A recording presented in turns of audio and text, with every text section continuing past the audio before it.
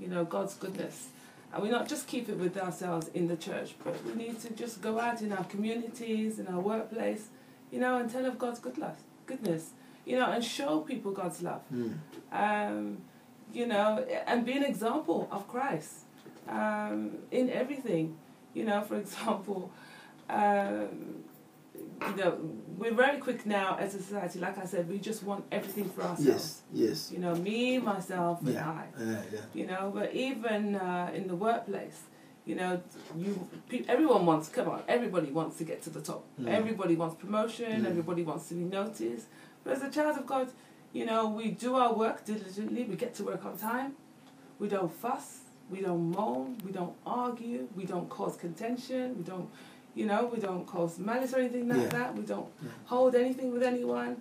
And I think if we start being that type of person where we're just honest, because honesty this day and age is a very difficult thing, you know, and there's also moaners, because everyone's always moaning about something. Complaining, you know, if we stop complaining and stop moaning, that again is just showing God's, you know, God's love, God's way. And I think it's so important that we, as Christians, we become so Christ-like, you know, and that as a church, then people will see who we are, how we live, and they will see that we're happy, you know, and then we do have joy, and we're not stressed about everything. Amazing. You know, you think about the children of Israel, when Pharaoh took away the straw, and they still had to make bricks. They still made them. God gave them the wisdom and the ability to make it. So even in our society, when things don't seem to be going right, the bills are going up, you know, everything seems to be more expensive, you know, things don't appear to be as good as they were before. But God has a way of making everything last, even your finance, you know, and I'm an example of that. My finances stretch, so praise God. Amazing. You know, but that's because I totally trust God. Trusting God, And it's all about trusting God. Edrica, looking back now, you know, at the church again, because I mean, a lot of people are actually saying the church is no longer what it used to be. So my question is that, you know, has the church contributed in any way to the ill in the society? Because now people don't even fear God. They don't respect God anymore. I mean, people commit murder, rape, and you know, it's just so rampant in society. So, you know, how has the church, I mean, as a church, what has the church done? Have we contributed to this ill in society, in your own opinion?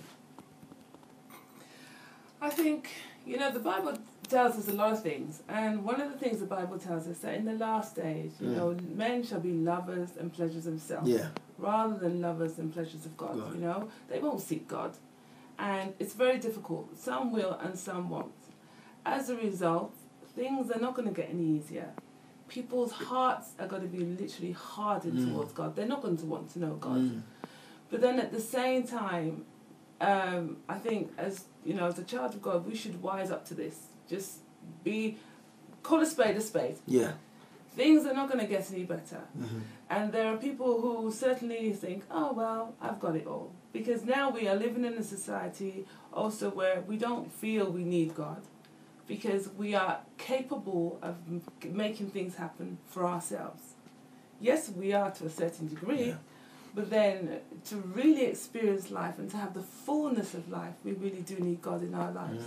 And this is where the church should need to take up their role.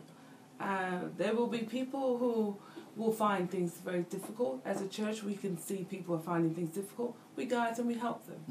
And as a result, they will see the love of Christ in us, and they too will